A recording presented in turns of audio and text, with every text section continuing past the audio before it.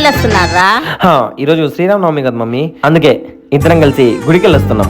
అవునా? ఇంతకు దేవుని ఏం కోరుకున్నావురా?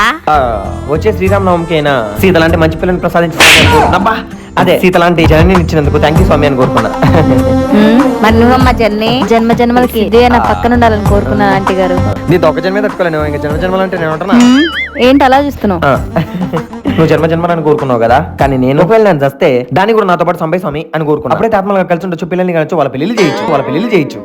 వావ్, ట్రూ లవ్ సిద్ధు నీది. ఐ నో బంగారం.